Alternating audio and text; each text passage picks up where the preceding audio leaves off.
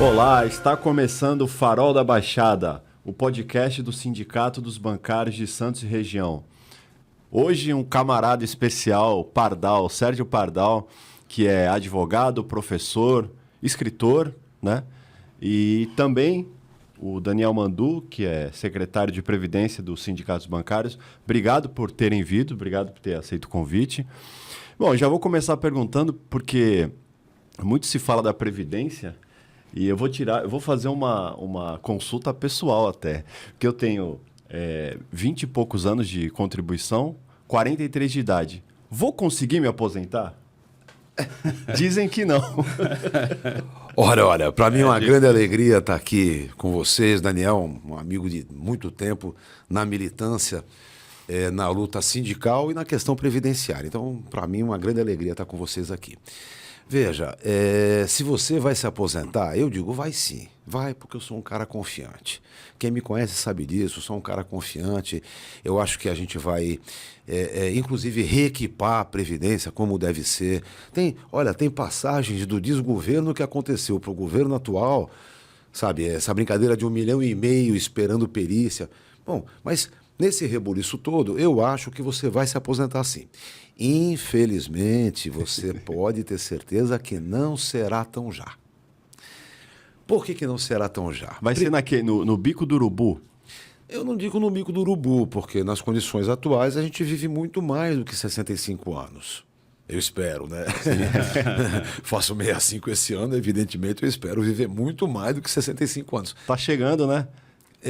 Agora em agosto eu faço 65. E você não aposentou ainda? Não, eu já estou aposentado pelo INSS, porque comecei a trabalhar com 14 anos já registrado, né? Então tive bastante tempo e me aposentei ainda com a Fórmula 95, com a somatória tempo e idade. Aposentei com 59 anos. Já antes da reforma, então? Antes da reforma, mas já com as mudanças que houveram. Olha, só vou dar um pitaco rápido, só para a gente começar a pensar na Previdência. Imagine o seguinte, eu dizia que a função específica da Previdência eram funções sociais. 3. Número 1, garantir o segurado, não é? Garantir que quando o segurado sai da atividade, ele se mantenha em condições próximas a que ele teria em atividade. Número 2, abre vaga no mercado de trabalho. Ou seja, o cara que aposenta mesmo. Meu mestre, saudoso Aníbal Fernandes, me ensinou que aposentar-se significa retirar-se para os seus aposentos, entendeu? Abre vaga no mercado para quem quer entrar. Até 91 existia uma coisa chamada Carta de Desligamento da Empresa Empregadora para fins de aposentadoria. Era o nome do bicho. Você tinha que assinar com o seu patrão para poder se aposentar. Se você era muito bom, o patrão até podia te contratar de novo, mas aquela rescisão de contrato havia. Isso acabou em 91. Bom, em terceiro lugar, também é importante, na minha concepção, a distribuição da grana. Distribuição de grana pelo sistema previdenciário. Como assim? Vamos lá. Peão que veio do Nordeste para o Sul Maravilha e conseguiu aqui se aposentar e voltou para casa. Isso é muito importante. Tem municípios desse Nordeste todo que sobrevivem mesmo dos aposentados que voltaram para casa. Em segundo lugar, é importante que o aposentado de verdade, retirou-se para os seus aposentos, possa gastar dinheiro. Por exemplo, não sei se vocês já pararam para pensar nisso, mas bancários, por exemplo, não aumentam o mercado de trabalho. Não aumenta. Você pode aumentar até o trabalho em si, mas não vão contratar mais gente. Na área industrial, mesma coisa. Então, aonde aumenta o mercado de trabalho quando tem crescimento econômico? Eu digo, na prestação de serviços, especialmente em turismo, hotelaria, esses negócios. Quem que é bom para isso se não aposentado, não é? Que vá todo ano para Aparecida, que vá gastar o seu dinheiro. Então, eram 3 funções. Aí veio a emenda 20 de 98, coisas do neoliberalismo, e inventou que a função específica da Previdência é manutenção do seu equilíbrio financeiro e atuarial. Ou seja, a preocupação é com o equilíbrio financeiro e atuarial do sistema e não com o atendimento das seções sociais. Eu explico daqui a pouquinho o que é atuarial, mas, sabe, Vamos falar sério. Equilíbrio financeiro e atuarial é importante, por exemplo, para Previ. É importante na Petros, que está aí patinando. É importante na Portos, coitadinho dos caras da Portos. Agora, no seguro social, meu querido, vamos falar sério. Não, e outra, o aposentado às vezes entra nesse dilema que você falou, né? Chega no momento de aposentar e acaba continuando uma outra atividade justamente pelo equilíbrio financeiro dele. Porque, veja, muitos deles têm o VR, VA, plano de saúde, e ao se aposentar não vai ter mais. Como é que vai viver? Não, são grandes problemas.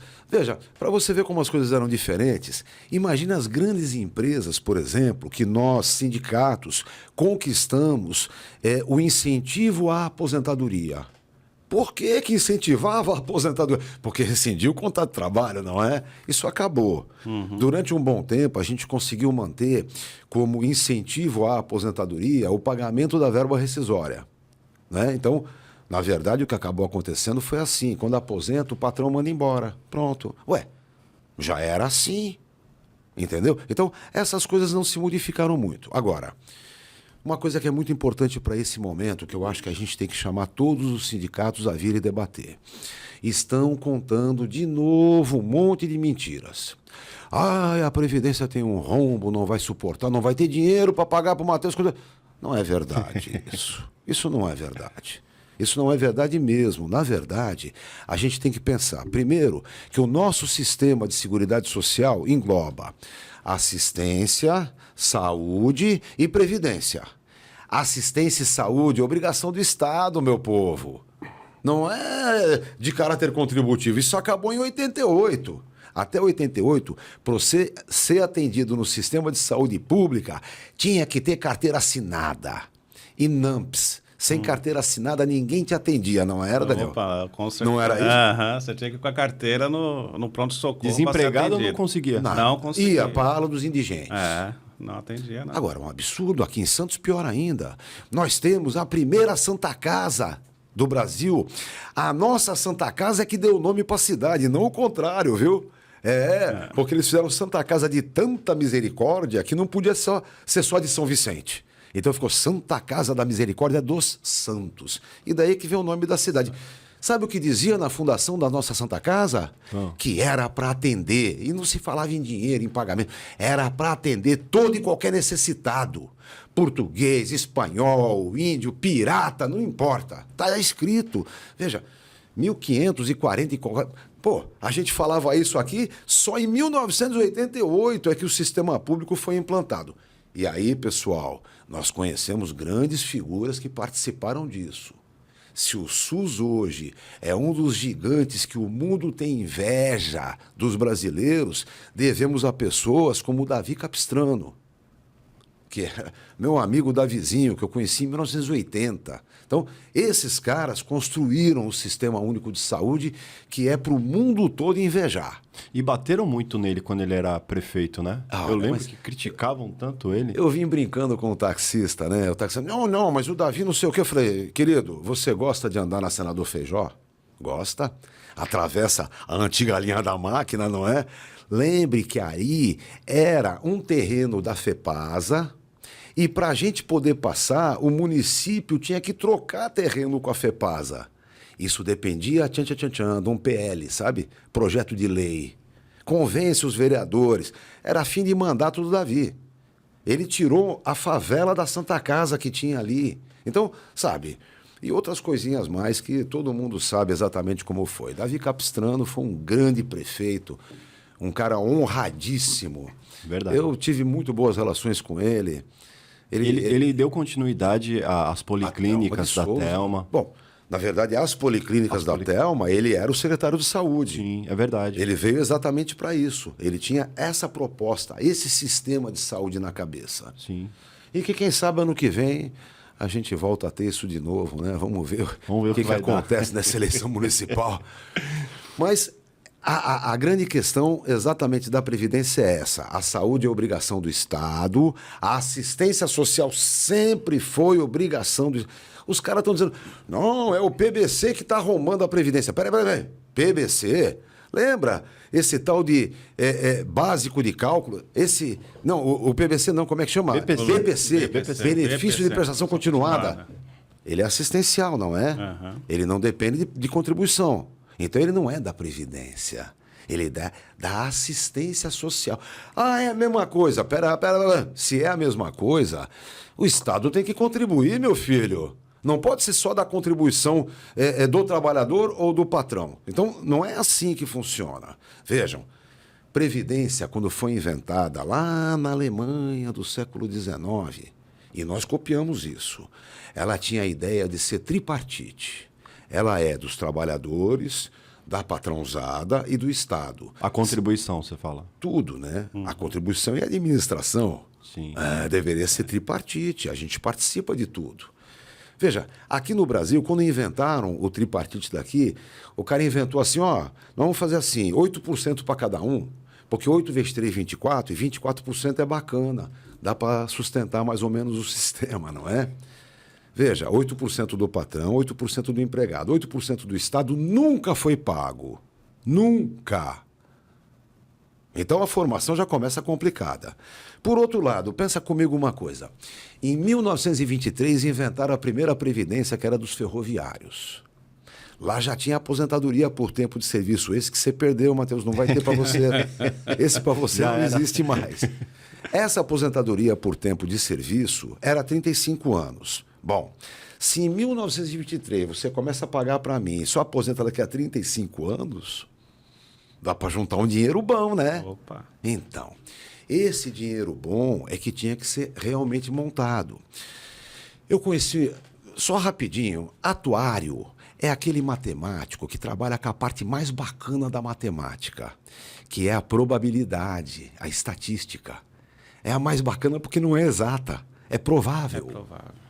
Então, o sujeito que trabalha com um plano de saúde, com um plano de seguro social ou de seguro privado, ele diz assim, bom, eu tenho aqui no meu universo esse X de filiados. Esse aqui vai se aposentar tanto, esse aqui em tanto, aquela lá em tanto. Então, para pegar isso tudo, eu vou ver quanto eu vou cobrar de cada um de vocês de contribuição para sustentar o pagamento que eu faço depois. Isso deu pau. Mudaram de plano de benefício definido para plano de contribuição definida, mas é assim que funciona. Claro, num sistema social, mais ainda.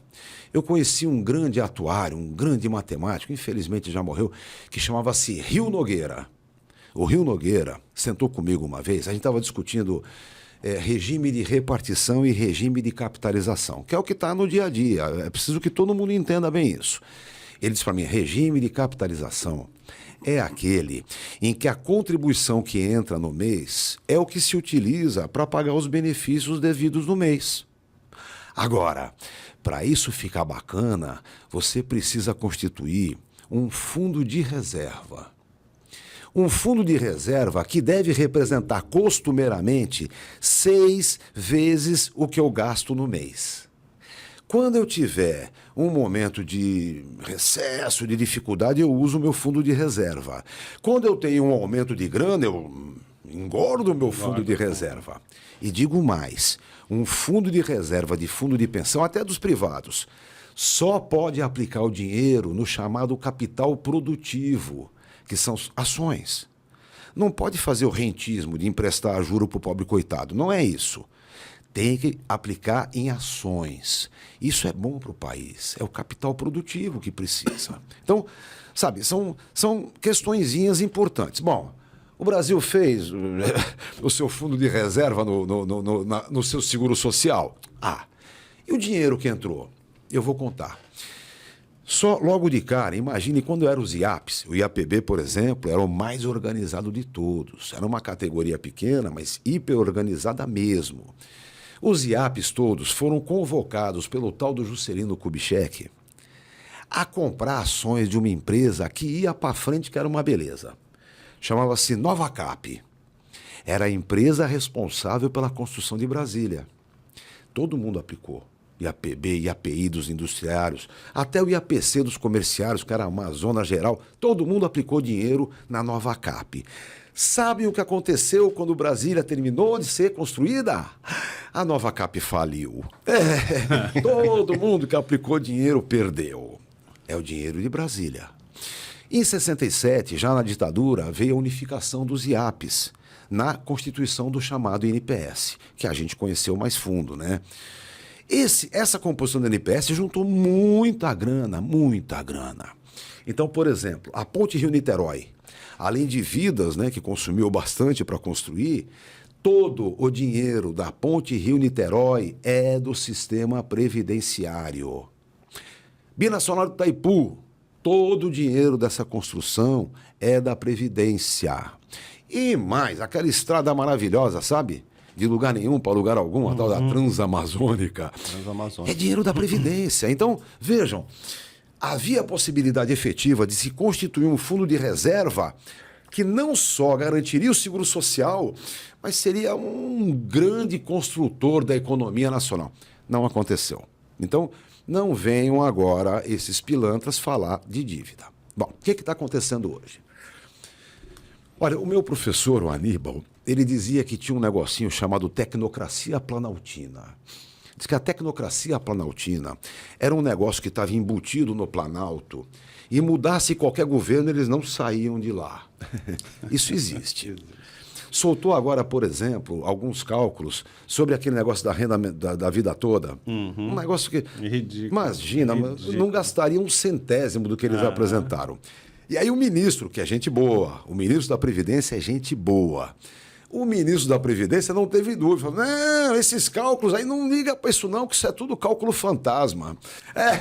Ele sabe que ali tem uma tecnocracia planaltina que não sai dali, não larga aquele negócio ali, fica grudado no troço. Bom, o que está acontecendo?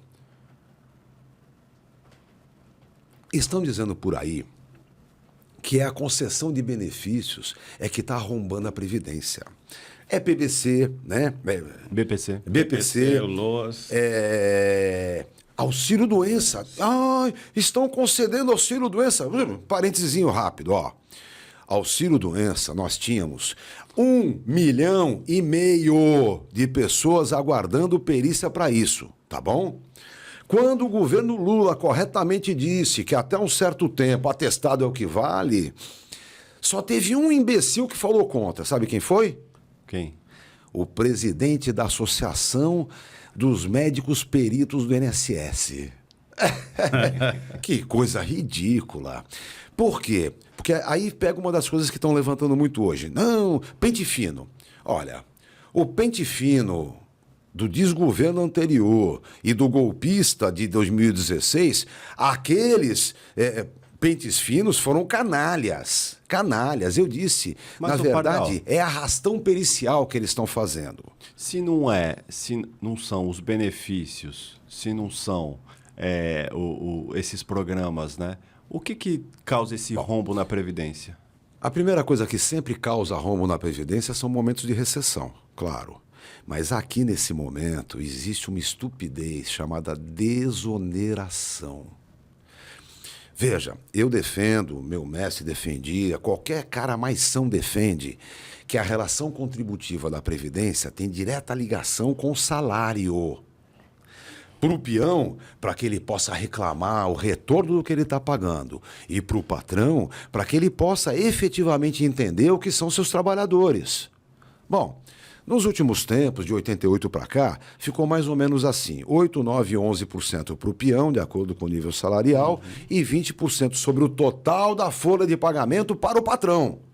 Vou dizer mais, a folha de pagamento entra salário de peão, remuneração de prestador de serviço e prolabore de sócio-gerente. Tudo isso é parte, então é 20% sobre esse montante. A que se renda paga. bruta da empresa. Isso. No final do governo Dilma, ministro, gente finíssima, Carlos Gabas, era um funcionário do INSS, entende do assunto. Infelizmente, inventaram uma grande bobagem, que foi a desoneração. O que é desoneração? É simples. O patrão, ao invés de pagar 20% da folha de pagamento, ele paga 1, 2 ou 3% sobre o tal da renda bruta. Olha, coisas que, em primeiro lugar, não tem a ver com salário. Em segundo lugar, é muito menor o valor. E, por último, o que se esconde de valores para não se pagar isso é um terror. Então, eu lembro até hoje. Foi quando eu fui ao Supremo Tribunal Federal defender a questão do EPI relativo a ruído e aproveitei e fui visitar meu amigo Carlos Gabas, que era o ministro da Previdência. Eu falei para ele, Gabas, por um acaso, cada empresa que vai ser desonerada senta com você aqui e dá uma garantia de quantos empregos vai criar. Ele riu, né? Falou, Eles garantiram que iam gerar emprego. Sim, eles prometeram, não garantiram. Prometeram, é verdade. E aí o que aconteceu? O Gabas disse, não, claro que não, é por setor. Eu falei, não vai render um empreguinho que seja. Não vai. Por quê? Porque não tem uma relação tão direta do que estão falando. São promessas. Olha, para você ver como é ruim isso, eram promessas. Agora, para manter essa sacanagem da desoneração que arromba o sistema previdenciário, eles não prometeram nada. Eles ameaçaram. Se não mantiver, eu mando embora. Quer dizer, antes era promessa, me dá essa gracinha aí que eu emprego mais gente. Agora, eles estão sendo mais honestos, eles só ameaçam. Veja, mais hora, menos hora, isso tem que acabar. A desoneração tem que acabar. Tem que voltar às contribuições relativas à folha salarial. Ah, mas aí emprega menos. Não é bem assim. Vamos falar bem sério. Não é bem assim. Infelizmente, hoje, para criar emprego não está fácil. O que a gente tem que trabalhar é para garantir a formalidade do emprego. Primeiro foi a terceirização. Nos bancos, eu lembro de uma passagem horrorosa. Quando o vigia foi terceirizado, lembra? E aí eu vi um trabalho que um cara escreveu dizendo, olha, pessoal, quando o vigia era nosso, cada vez que a gente tinha um aumento salarial, etc, um benefício a mais, o vigia tinha também. Agora ele não tem mais.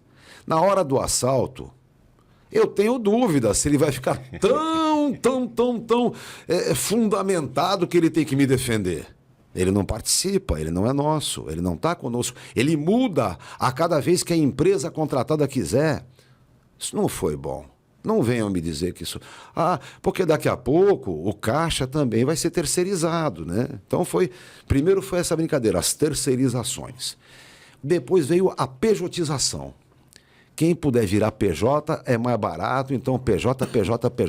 Era legal, né? O cara tinha uma PJ como torneiro mecânico, mas o torno não lhe pertencia. É incrível isso, né? Bom, depois veio a uberização. Então, sabe, são passagens que vão acontecendo. As pessoas falam, o empreendedorismo. Eu digo, opa, não confunda. Empreendedorismo com contrapropismo. Quem trabalha por conta própria, sabe? Porque empreendedor é aquele que consegue montar uma empresa, emprega 2 ou 3, paga os impostos bacaninha, cheio de alegria. Isso é empreendedor. O sujeito que é consertador de chuveiro elétrico, ele conserta o chuveiro do bairro todo, bacana. Vocês acham que ele vai montar uma PJ ou uma MEI para isso? Não vai. Vou dizer mais. O cara ganha 4 pau todo mês. Ele fez as contas. A média dele é R$4.000 por mês. Eu quero ver quem convence ele a pagar 20% disso de INSS para garantir se ficar doente o auxílio-doença. Brincou, né? Então, qual é a resposta que eu quero dar para a questão do rombo previdenciário? Em primeiro lugar, acaba com essa porcaria da desoneração. Vamos ter seriedade. Vamos entender que esse seguro é de caráter social. Ele não é de caráter capitalista. Ele não é para ter mais ou menos dinheiro. Ele é para ter garantias. Essa é a ideia do seguro social. Veja, a Previdência Social pode ser chamada de seguro social dos trabalhadores. Porque essa é a função. Então, é preciso recuperar isso. E aí entra uma das questões básicas do dia a dia. A emenda 19, além de arrebentar com você, Matheus, tirando o seu direito a se aposentar por tempo de serviço, mais uns 10, 12 aninhos você estava aposentado. Não estará, tá? Você certamente só aposenta por idade. Vejam, o benefício de caráter voluntário da Previdência restou somente por idade. Aí você vai dizer, mas o Banco Xirixixi também me dá por idade se eu quiser, mais ou menos na mesma condição. Te dá sim. Mas se você ficar doente, não tem auxílio-doença. Se ficar inválido, o máximo que eles te pagam é um valor de seguro só. Você que se vire daí para frente. Porque pagamento mensal continuado até o dia da sua morte, só o INSS paga. Então eu preciso convencer o INSS. Veja, diga. Quer fazer alguma, não? Não, eu queria só, tipo assim, em relação ao rombo da Previdência, né? Se não é dessas partes aí, da onde realmente seria e o que acontece? Estão se falando já que do ano de 2023 a Previdência teve um rombo de 429 bilhões, né? Mais ou menos em média. Eu acredito que isso daí eles estão falando para quê? Para, de repente, daqui, eu acho, não digo nesse governo, mas eu acredito que no próximo governo vai haver, sim, uma nova reforma. Entendeu? É isso aí que eu queria que você explanasse um pouquinho. Qual é a resposta que eu tenho que dar em relação a essa condição hoje? Primeiro, não é verdade que haja um rombo decorrente das concessões. Número 1. Número 2, houve um aumento evidente, pagou dívidas, não é? Quer ver? Parêntesezinho rápido. A questão dos precatórios. Veja, o que é um precatório de caráter alimentar? É alguma coisa que diga respeito à sua condição de comer, seu salário, sua aposentadoria, sua pensão. A Constituição de 88 determinou que o precatório alimentar seja pago invariavelmente no ano seguinte. Isso tem sido feito. A ditadura e os pilantras pagavam em dezembro, tal. As pessoas, os governos mais dignos começaram a pagar em abril. Bom, quando chegou no desgoverno, ele aprovou a PEC do calote, que dava um limite para pagamento dos precatórios. Bom, aí começa a encrenca. Ele não pagou corretamente 22 e 23. Bom, quando chegasse em 27... a dívida da Previdência seria simplesmente 1/4 de trilhão de reais. 250 bilhões de reais. E aí, sabem como é que ele ia pagar? Ele já tinha definido, ele e o pilantra, que era o desgoverno, se ele tivesse sido reeleito, ele já tinha disposto como é que ele ia resolver isso. Sabe como? Não pago nem um tostão para esse bando de velho que está querendo receber um valor desse do INSS. Ele não ia pagar. Era simples. Ele não pagaria. Agora, nas condições atuais, 2027 é o nosso governo. Como é que o nosso governo ia realizar isso? Começou todo mundo a se descabelar, porque a PEC tinha sido aprovada, ele não podia pagar aquele passado. Eu mesmo escrevi um monte de vezes, falei na RBA um monte de vezes, para resolver isso, prestem atenção, existem 4 ações diretas de inconstitucionalidade rodando no Supremo Tribunal Federal. Você, governo, vai lá, escolhe uma delas, a mais bonitinha, e concorda. O Supremo homologa e você paga as dívidas. Isso aconteceu. No dia 27 de dezembro do ano passado, Lula Noel conseguiu aprovar no Supremo Tribunal Federal esse acordo. E pagou, meu querido, pagou 22, pagou 23 e pagou 24 na íntegra.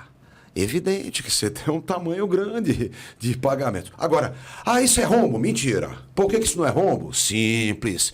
Porque isso são pagamentos que, se fossem pagos mensalmente, não gerariam essa dívida. Era isso que eu ia falar. Tem muita empresa, grandes empresas, que têm dívida com o INSS. Sim. E isso aí entra nessa conta, né? Não. As dívidas da empresa com o INSS é empresa e INSS. Os precatórios em si sim. são aqueles que o INSS é condenado a pagar.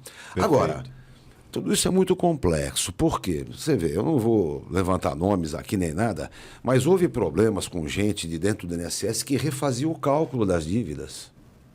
Ah, é? Então, sei lá, Volkswagen do Brasil devia 15 bilhões. Alguém refazia o cálculo e dizia, não, são 3 só. Aí pagava a dívida e encerrava. Então, essas coisas foram acontecendo. Ou seja, não dá para simplesmente eu instalar o dedo agora, fazer uma conta. Vai pagar mais, vai arrombar a Previdência. Não, vamos falar sério. Lembrando, inclusive, Seguridade Social tem 2 elementos que são responsabilidade do Tesouro e não do valor contributivo, que é saúde e assistência social. Então, essas são as garantias. Agora, só para completar uma coisa. Quando eu digo que nós precisamos de empregos formais, nós precisamos também convencer o contrapropista, convencer esse pessoal que contribuir à Previdência é bacana, é legal e vale a pena. Agora, imaginem o seguinte, mudar os cálculos dos benefícios agora, né, em 19, no desgoverno. Só para ter uma ideia, hoje qualquer aposentadoria, inclusive por invalidez, paga 60% da média para quem tiver até 20 anos de contribuição.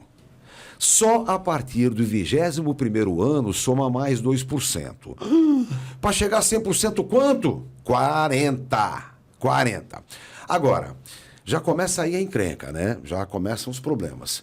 E ainda por cima, a pensão por morte, que pagava 100% nos últimos tempos, passou a pagar 50% mais 10% para cada um. Imagina o seguinte, a viúva ficou viúva, os filhos já estão criados, ela ficou viúva sozinha, 60%.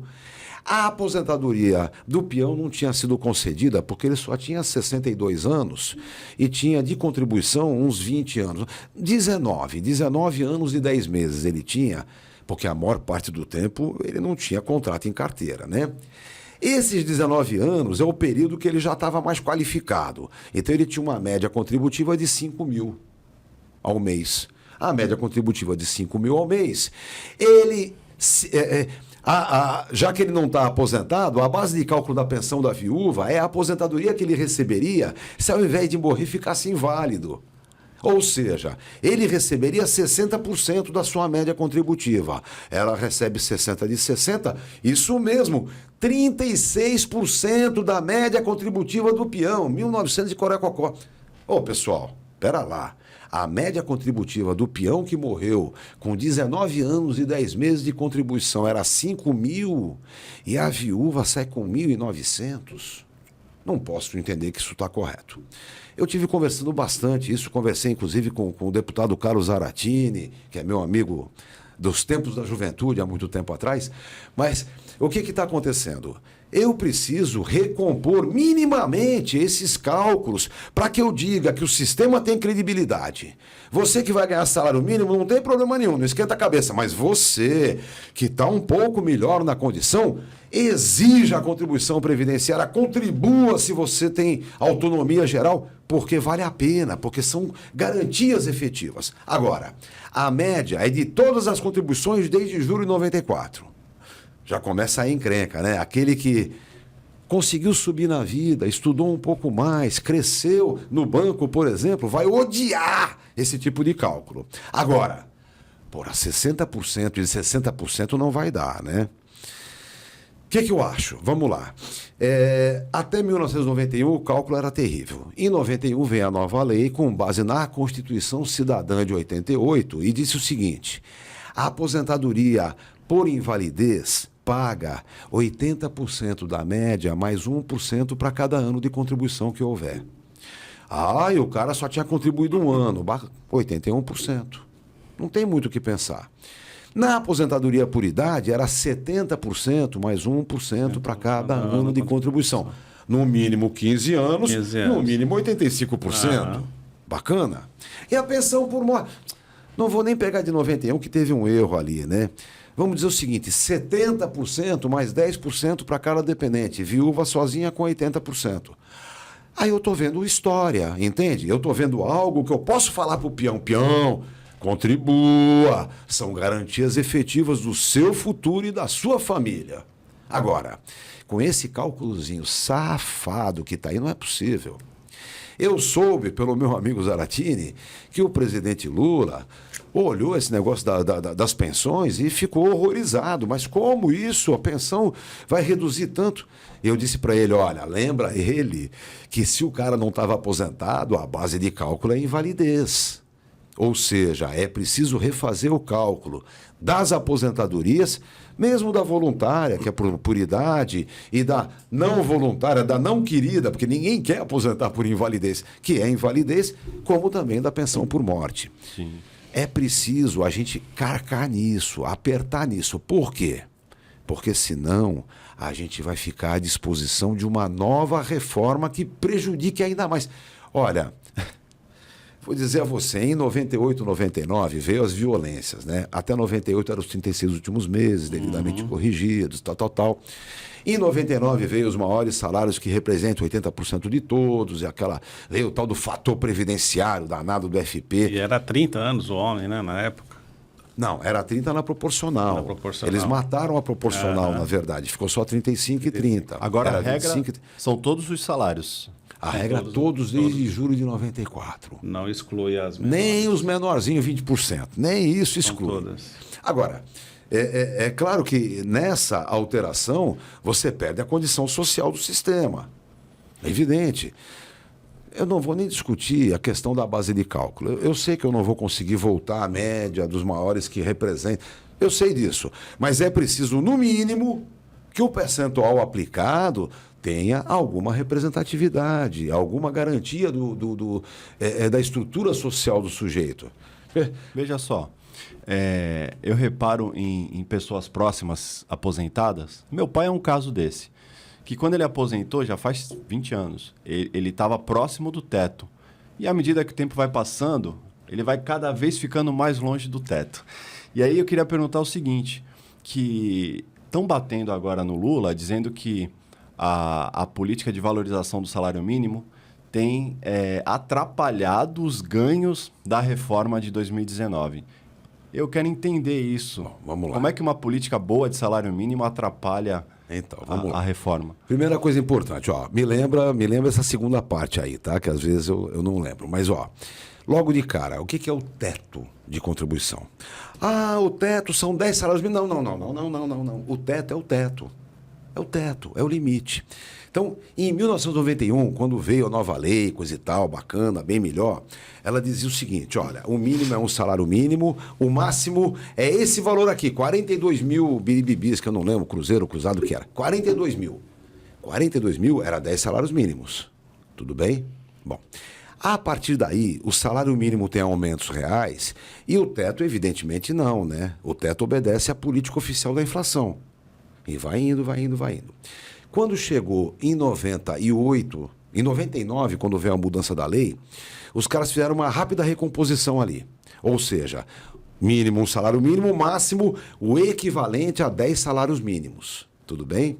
Em 2003, mesma coisa. E daí para frente, não. Aí a desvinculação é total. Então você imagina, quem ganhava no teto em 1993... Quando chegou em 98, o teto foi recomposto, mas ele não acompanhou. Em 2003, o teto recomposto novo, ele não acompanhou de novo. Então, hoje o teto está em 7 mil e ele ganha 4.800. Você entendeu? Então, essas coisas seria impossível de rediscutir. Olha, o justo seria acompanhar.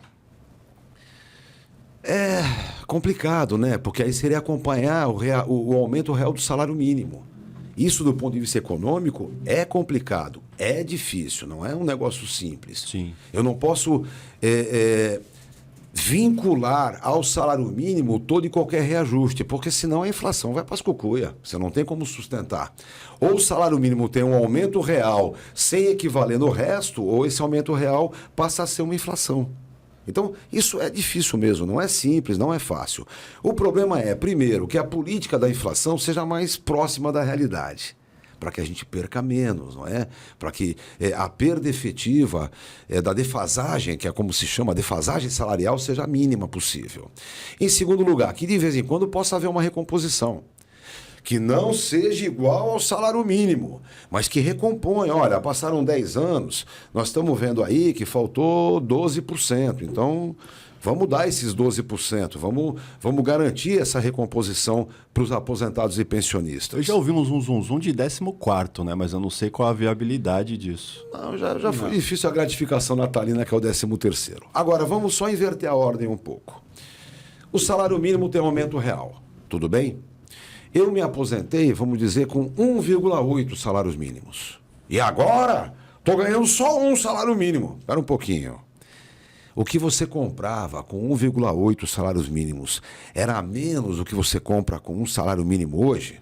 Não é, porque o salário mínimo teve aumento real. Daqui para frente, todo aumento real do salário mínimo você ganha. Você não perde mais. Ah, mas eu ganhava 1,8 salários mínimos. Não adianta. Essa vinculação, inclusive, é até interessante. A Constituição Cidadã, no artigo 7º, 20 qualquer coisa, eu inciso, que fala do salário mínimo, diz: o salário mínimo tem que garantir o sustento da família e não pode ser utilizado como referencial, para que ele não seja um fator inflacionário em si. Agora, temos um outro probleminha aí. Isso sim, abre os olhos, pessoal. A tecnocracia planaltina, que não sai de lá de jeito nenhum, está dizendo que por esse problema que eles levantam, a sacada sabe qual é? É desvincular o piso mínimo do benefício previdenciário do salário mínimo. Pronto. Aí o salário mínimo pode ter o aumento real que for, porque o aposentado não acompanha e está tudo bem. Não dá, né, pessoal? Vamos falar bem sério. Na Constituição existe um incisozinho que eu acho que é cláusula pétrea, que não pode ser modificado, que diz: nenhum benefício substitutivo da remuneração. Lembra, auxílio acidente não é substitutivo da remuneração, né? É a pensão ou o salário. Nenhum benefício substitutivo da remuneração pode ser inferior ao salário mínimo. Acabou. Acabou. Não, pô, pelo amor de Deus, não se discuta mais isso. Ah, mas hoje 70% dos benefícios são salário mínimo e amanhã vão ser 82%. Se o salário mínimo tem um aumento real, ótimo! Estamos dando grana para o aposentado gastar, para existir economia nesse país. Então, a briga é exatamente essa. Nós não podemos admitir de jeito nenhum, nem debater o desvinculamento do piso de aposentadoria e pensão do salário mínimo. Não admitimos isso. O salário mínimo tendo efetivo aumento real é bom para todo mundo. É bom para a economia, é bom para o comércio, é bom para todo mundo. Olha, tem umas coisas que são bem interessantes, né? Quando houve a pandemia, a gente, infelizmente, estava num processo de desgoverno, aquilo era um terror, né? Um imbecil de todos os níveis. Mas imagina, durante a pandemia, havia aquela brincadeira do salário, né? Como é que chamava? Que o Bolsonaro deu? Quer dizer, ele deu não, ele queria dar uma merrequinha desse tamanho para jogar para 600 pau. Ainda foi uma briga séria para isso. Ele queria dar 200 e conseguimos 600. Esse valor em si tinha que ser uma garantia expressiva. Por quê? Vamos pensar o seguinte. Na pandemia, quem é rico gastava? Nenhum tostão. Quem é rico guardava. Quem é rico estava de olho no que ia fazer no futuro e tinha como sobreviver na boa. Agora, pobre, tinha que comer, tinha que pagar luz, pagar aluguel, pagar essas coisinhas. Então, para que a economia não tivesse uma queda rigorosa, era preciso garantir o dinheiro dos pobres, não dos ricos. Essa era a garantia efetiva que qualquer governo digno teria que fazer. Olha, eu me lembro lá naquela história de 29, né, que foi uma crise danada nos americanos, coisa e tal. Contam uma historinha que tinha um governador que durante o dia mandava construir uma estrada. À noite, era uma outra turma que vinha para destruir aquela estrada. E no dia seguinte, uma terceira turma que vinha construir aquela estrada. Por quê? Simples, porque era preciso que as pessoas tivessem dinheiro para comer. E esse governador achava que simplesmente distribuir dinheiro não ficava bacana. Não ficava, as pessoas não tinham vergonha de receber esse tipo de coisa. Então ele fazia turnos de construir e destruir a estrada para que ele pagasse salário. Ora, se em 1929 alguém pensava nisso, pelo amor de Deus, né? Só um imbecil, como diz o governo que nós tivemos, para não entender o que estava acontecendo. Veja, Verdade. durante a pandemia, os dois gigantes no Brasil foram SUS e INSS. O SUS garantindo o que tinha que ser e o INSS distribuindo grana. Era essa a função que nós tínhamos. Fomos, inclusive, invejados pelo mundo todo. Tivéssemos um governo decente, tínhamos dado lições e lições e lições. Porque temos essa capacidade. Não teremos 700 mil mortes. Ah, mas nem 200 mil teríamos. Pois é. Nem 200 mil. Ô, Pardal, deixa eu te Diga. perguntar. Por que você acha que é um vespeiro mexer na previdência dos militares, né? Eu nem acho. Mas ninguém mexe, né? Não, mas veja, o que acontece? Tudo aquilo que é além do regime próprio, do regime de previdência, do regime geral de previdência, é problema. E aí, não são só os militares, são juízes, um bom setor da previdência do servidor público que tem essa encrenca. Agora, de uma forma geral, isso já vem sendo visto há muito tempo e vem sendo transformado, sim, inclusive dos milicos, mais hora menos hora as mudanças vão ser mais objetivas. Mas veja... Mas há necessidade de mexer? Ah, sempre há. Sempre há. No grande, sempre há. Vou dizer uma coisa, você quer ver como é que funcionou a previdência do servidor? É um problemaço hoje. O servidor que entra hoje, ele entra num regime próprio de previdência igualzinho ao INSS. Com a mesma forma de cálculo, com os mesmos limites. Mas espera aí, pô, eu sou concursado, eu vou ganhar 23 mil e só vou contribuir 7 mil e piripipi? Não tem problema, eles têm a previdência de caráter complementar. Mas aí o bicho pega. Olha, imagina, em primeiro lugar, a previdência complementar do servidor não te oferece um PBD. Rapidinho, o PBD é plano de benefício definido. A FENCO, a Petros, a Portos, a Previ pagavam sempre PBDs. Acontece que os atuários do sistema começaram a se suicidar, entendeu? Porque era impossível garantir esse pagamento. Bom, aí inventaram o PCD. O que é o PCD? É mó simples. É de contribuição definida. Tu põe dinheiro todo mês e quando chegar na hora de você receber, eles pegam aquela grana toda, tira a parte deles e o que sobrou divide pela sua expectativa de sobrevida. Veja, saindo da pandemia, essa tal de expectativa de sobrevida só cresce, não é? Então, só piora para você que nem o fator previdenciário, que a expectativa era o divisor, né? Bom, crescia o divisor, imagina o resto, como é que ficava. Então, os PCDs são isso. Saíram do PBD para o PCD por essa razão. E a Previdência Complementar do Servidor Público só oferece PCD. Número 1. Número 2. Nessa Previdência, o patrão, que é o Estado, ou a União, coisa e tal, só pode contribuir até 8,5%. Ele contribui 1 para 1 com você até 8,5%. Então, 8,5 com 8,5 dá 17%. Veja, se para o INSS o correto é 20 com 11, 31%, 20 do patrão, 11 do peão, como é que eu vou dizer que um sistema desse que me paga pelo PCD dividido pela expectativa de sobrevida com 17% sustenta? E aí me vem uns tecnocratazinhos, mas é fácil de resolver isso, basta você contribuir mais. Espera aí, o meu patrão só paga 8,5% e eu pago mais? Aonde? Eu pago mais no sistema do banco que eu quiser, onde eu quiser, como eu quiser. Então não tem cabimento. Infelizmente, é isso que está acontecendo. Agora, lembrem de uma coisa, nós estamos num processo já há 3 décadas, não é? Um processo de políticas neoliberais que detonam o serviço público. Nós temos esse problema. Durante o governo Tucano, que foi o borobobó do neoliberalismo, a violência contra o serviço público foi gritante. Nos nossos governos, deu uma recomposiçãozinha aqui e ali, mas não muita coisa, porque, infelizmente, a tecnocracia planaltina não saiu de lá nem nos nossos governos, viu?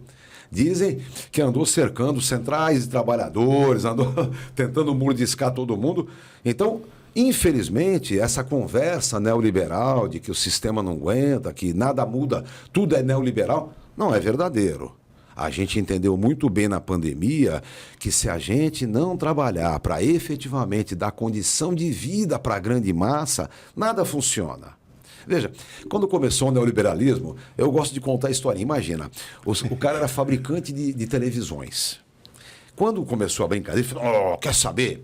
Agora eu só faço TV de 70 polegadas, que você pisca um olho, ela liga, pisca o outro, desliga, né? Tem 6 canais ao mesmo tempo, e pipipi, papapá, papapá. Ah, legal, e começou a vender. Num certo momento não vendia mais, porque era caro, pacas, não é? E pior, quem comprava exigia vida útil longa. Bom, aí o que eles viram? Não vai dar certo. Eu vou ter que fazer para peão. Se o peão não comprar, eu danço. Só que o peão não estava comprando nada. Então o que ele fez? Ele foi no vizinho que fazia liquidificador computadorizado. Ele falou, meu querido, faz liquidificador mais barato, que eu faço TV mais barata também, eu vendo para o teu funcionário e tu vende para o meu. Ou seja, é preciso movimentar o comércio do povo. É isso que faz a economia crescer. Veja, sinto dizer, mas rentismo é inimigo da pátria. Sabe, inimigo da pátria mesmo é o rentista, que está pouco se lixando se o dinheiro dele tem aplicação efetivamente produtiva ou não, se ele comprou ações que fazem alguma coisa, se os empregados... Está pouco se lixando. Veja, justamente, as coisas hoje são tão graves no mundo que eu digo para você que o maior defensor dos trabalhadores não é a OIT. A OIT é bacana, é legal, mas ela tem uma função puramente científica. Defensor mesmo é a OMC, Organização Mundial do Comércio. Sabem por quê? Porque para você entrar na OMC e fazer negócio com eles, você tem que provar que os seus trabalhadores ganham tanto quanto os dele, têm os mesmos benefícios que os dele, para que a concorrência não seja desleal. Então eles lutam pelos trabalhadores, porque os trabalhadores deles são mais exigentes, não é? Não, isso que você falou do rentismo faz todo sentido, porque a gente vive num sistema que a solução é a renda, né? É o dinheiro. E já que a renda é a solução, como é que alguém vai acumular mais solução do que precisa e não é taxado por isso? Então tem alguma coisa errada, né? E mais engraçado é que quem tem esse tipo de acumulação, normalmente, é contra programas de transferência de renda. É uma loucura. Sendo que ele já não paga por ter juntado mais do que deveria ou poderia, né? Olha, teve, acho que foram 16 milionários americanos que fizeram um texto exigindo do mundo todo a cobrança de imposto sobre grandes fortunas. E os caras, mas você tem grandes fortunas e quer imposto? Por que você não dá o seu dinheiro? Eu não quero dar o meu dinheiro. Eu quero que me seja cobrado a mesma coisa que para você, para você e para você. Ou seja, eu não quero fazer doações beneméritas. Eu quero que haja uma cobrança efetiva de imposto sobre fortunas, como a deles mesmos que estavam reclamando isso, para que modifique a desigualdade. Para que efetivamente eu possa ter movimento, eu possa ter produção, eu possa ter crescimento tecnológico. Veja, o que o Brasil tem de ciência... Brincadeira. Eu conheci uma figura que chamava-se Mário Schemberg. Era considerado o maior físico nuclear do mundo naquele tempo. A grande figura, grande pessoa, brasileiríssimo. E vê se dá uma moral para os caras. Então, é preciso que a gente efetivamente trabalhe a ciência. Vejam, o governo atual, sem dúvida, tem um projeto corretíssimo para isso. O problema é conseguir aplicar. Então... eu gosto de lembrar, no primeiro governo Lula, ele fez uma reunião com as centrais sindicais e disse, sou presidente do Brasil, não posso fazer nada se vocês não reivindicam. Ele disse isso. A mesma coisa é agora. Ele fez agora uma reunião com o sindicalista que ele falou algo parecido. Ele levantou de novo essa mesma questão. Vão para a rua, vão pedir. Claro, vamos mobilizar. Vamos mobilizar. A questão do cálculo dos benefícios, veja, não é simplesmente melhorar para quem ganha mais que salário mínimo. Não querem melhorar para quem ganha mais que salário mínimo. Não! Nós queremos dar credibilidade ao sistema. credibilidade, para que a pessoa saiba que está pagando aquele valor, mas tem garantias por isso. Essa é a grande questão.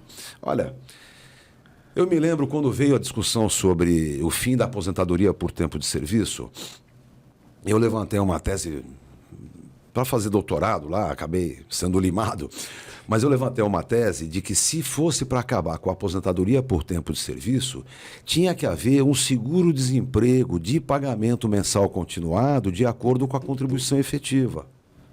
Então, eu tenho 35 anos, tá? Não tenho direito de me aposentar, mas se eu sou mandado embora, enquanto eu não arrumar novo emprego, eu tenho o direito de receber aquele valor. Então, era um seguro-desemprego. E aí um doido lá que falou, mas para isso já tem o FGTS. Aí eu ri, né? Eu falei, pera um pouquinho, o FGTS veio para sacanear. Ele só veio para tirar a garantia de emprego que havia a partir de 10 anos. Então, não venha dizer que aquilo é coisa boa, porque não é. E eu digo, o FGTS paga um valor só. Se você falar para mim que o valor que ele paga é suficiente para eu montar um grande negócio e não precisar mais ser empregado, eu vou rir. Eu vou rir. Então, vamos acabar com a aposentadoria por tempo de serviço? Vamos, ou por tempo de contribuição, que eles mudaram o nome? Vamos, não tem problema nenhum. Mas é preciso uma garantia para o desemprego. Até porque a Seguridade Social, se você olhar na Constituição, uma das coisas que ela tem que garantir é em relação ao desemprego. E qual é a garantia que o INSS dá em relação ao desemprego? Nenhuma. O seguro-desemprego, aquela merrequinha por um período de tempo, não tem a ver com o INSS. Nada a ver. Então, sabe, são essas coisas que a gente trabalha e tenta alertar. Nesse momento, o que é preciso? Foi por isso que eu fiz, inclusive, visita a alguns sindicatos, fiz algumas gravações. É preciso, nesse momento, que a gente abra os olhos sobre essa questão do rombo. O rombo deve ser consertado com a maior rapidez possível com o fim da desoneração. Vamos defender que a contribuição patronal deve ser sob folha de pagamento. Vão mandar embora. Mentira. Eles mandam embora porque podem mandar embora. Não é porque a gente fez isso ou aquilo. Quem precisa do seu empregado não manda embora. Bom, primeira coisa importante. Segunda coisa importante, é preciso que a gente recupere a credibilidade do sistema, no mínimo com alguma dignidade nos cálculos. A média já é terrível. A média é terrível. Quer saber uma média boa? Até tem uma passagem interessante. Em 99, quando veio a nova lei, eu fui com o saudoso Alberto Ramos, que era diretor do Sindicato dos Estivadores, num evento no Rio de Janeiro, no Hotel Glória, para ver uma palestra do... Como chamava o ministro do FHC? Não lembro, mas era uma palestra dele e a gente ia discutir depois a questão da especial dos estivadores, que tinha sido cortada. E aí nos juntou, o Alberto Ramos pulou no cangote do ministro, eu salvei a vida do ministro e fui para uma reunião para discutir a nova lei.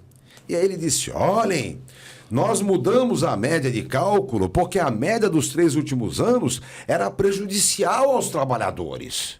Nos 3 últimos anos de trabalho, o trabalhador está ganhando menos, então a média é pior. Para a média ficar melhor, nós fizemos dos maiores salários, que representem 80% de todos. Eu fiz assim, ele, pois não, doutor, digo, olha, eu até posso admitir, sim, que uma boa parte dos trabalhadores brasileiros, ao final da vida laboral, estão ganhando menos. Sabe por quê? Porque não tem qualificação profissional. Depende da força do braço. Mas esse trabalhador que eu estou contando não aposenta por tempo de serviço nunca. Ele aposenta por idade, com dificuldade para ganhar um salário mínimo. Então não é esse que eu estou discutindo. Eu estou discutindo é aquele que, por um acaso, trabalhou, estudou, cresceu, subiu na vida e na hora que ele for aposentar com 80% da média, ele vai sair muito por baixo. Eu disse, se a ideia é melhorar a média do trabalhador, por que não faz a média dos maiores salários que representem 20% de todos? Melhora muito. Ele falou, não, essa média aí o cálculo atuarial não suporta. Eu já debate no cálculo atuarial, mata, mas não me deram mais a palavra, evidentemente. Então, veja. Então o olhar não era para o trabalhador, né?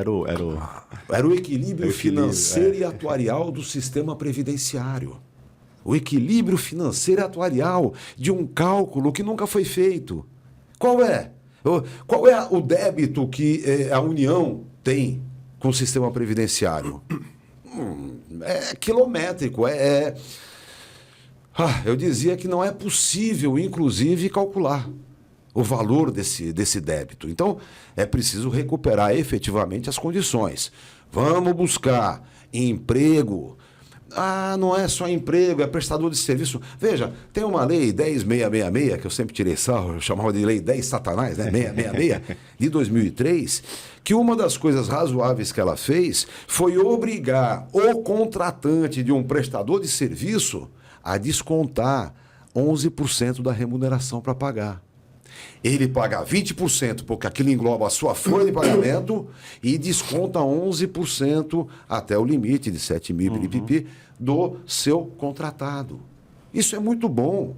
Muito bom. Isso é assim que o sistema previdenciário deve buscar a sua efetiva estabilidade. Sim. Né? Pardal, estamos chegando no final. Vamos lá. E você está lançando um livro agora, né? Vai lançar por esses dias.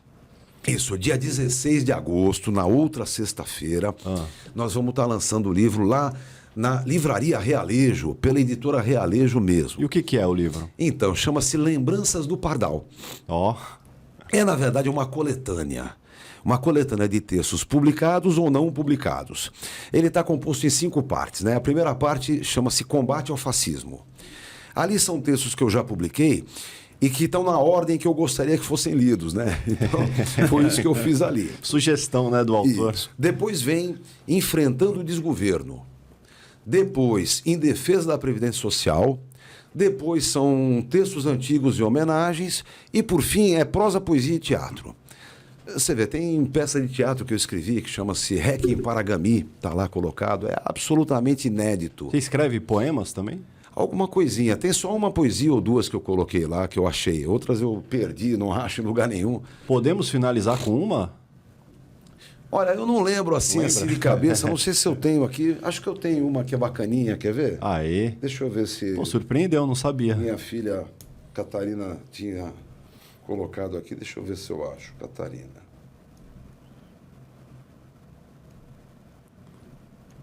Porque assim de cabeça, rapaz... A memória de velho é dura. Você escreveu peça de teatro já já, olha, poemas? Nas peças tem uma coisa que é bem engraçada.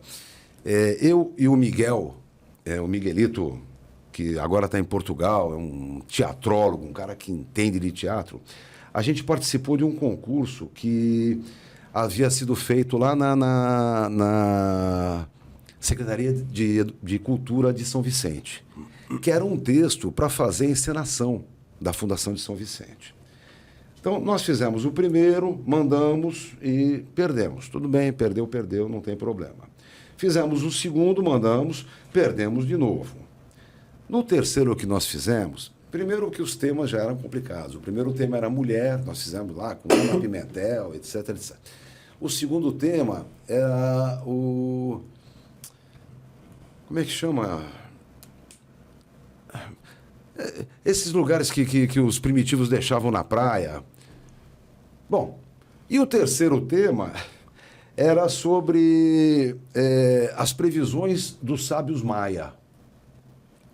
Essa, inclusive, tinha que ter alguma coisa a ver com uma tela que eles tinham contratado uma empresa que ia apresentar uma... Bom, nós fizemos lá, os dois sábios, era o maia pessimista e o maia otimista.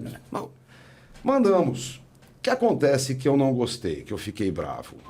Só tinha a nossa peça e uma outra peça. E o que eles fizeram? Desclassificaram as duas. Aí eu não gostei. Mandei uma carta avisando, olha, perdeu o concurso, eu admito sem problema, desclassificado nunca. Mas qual foi a alegação? Nenhuma, né? Eles só desclassificaram os dois. E aí eu respondi, eu disse, se houver de novo qualquer concurso desse tipo, eu denuncio. Nunca mais aconteceu. Mas o que eu fiz? Eu publiquei agora os dois, esses 3 coisas que nós fizemos, né? Para que as pessoas leiam, se divirtam. Para não ficar na gaveta, né? Isso. Puxa, isso aí. Não, será que eu pus? Não tiver, não tem problema. Acho que eu tenho aqui, quer ver?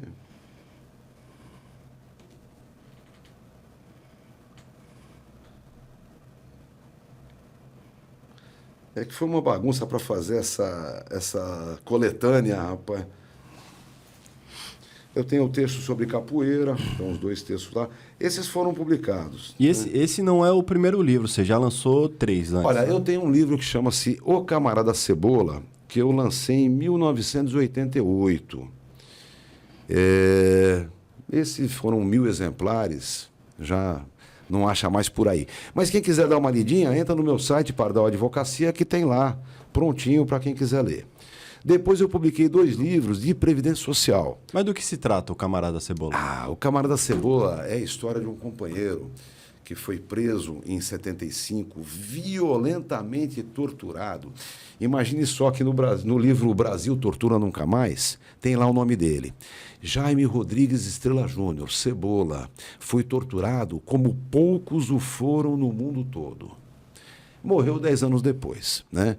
E eu o conheci em 79, e aí ficamos muito amigos, era um cara do PCB.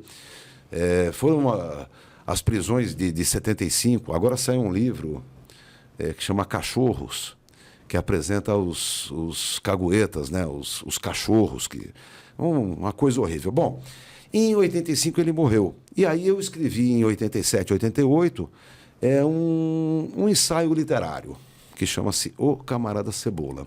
Quem quiser, entra lá no meu site, dá uma olhadinha que tá lá para quem quiser ver. Pô, eu não tô achando, não rapaz. Não tem problema. Queria muito ter achado. Porque eu tinha várias perguntas aqui que eu não fiz. Eu acho que a gente vai ter que fazer... Tínhamos várias perguntas. O segundo episódio. Olha, essa poesia que eu fiz é... Como seria bom ser pai?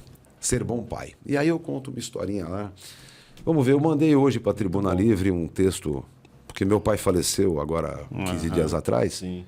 E eu escrevi um texto que o título era Meu Pai. E aí eu conto a historinha dele e tal, mandei para a Tribuna Livre. Eu acho que o Bruno deve mandar para publicação qualquer hora dessa. Agora vai estar chegando o Dia dos Pais, né? Ainda por cima. Com certeza. Vai ser publicado, sim. Eu nem tinha me lembrado disso, que tem o Dia dos Pais. Mas é Pardal, isso. obrigado. Ora, estou à disposição. Muito bom. Matheus, Daniel, todo mundo. A gente gosta muito de participar. E o momento, inclusive, é que nós temos que fazer política, nós temos que expor, nós temos que apresentar cientificamente o que estamos defendendo. Porque é preciso garantir esse governo e o próximo, né? E os próximos. Porque, infelizmente, o fascismo hoje campeia no mundo. Um dos textos que eu coloco lá é sobre a polarização dessa eleição municipal. Lembrem, aonde houver candidato fascista, haverá polarização. É preciso que a gente consiga reunir todo e qualquer democrata contra os fascistas.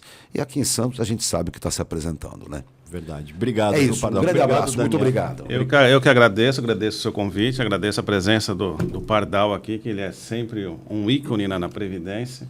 E não é somente na Previdência, né? É uma história política geral. E muito obrigado a sua presença aqui para nós. Pardal é uma instituição. É uma instituição. Você sabe que no Sindicato dos Metalúrgicos eu estou desde 1989.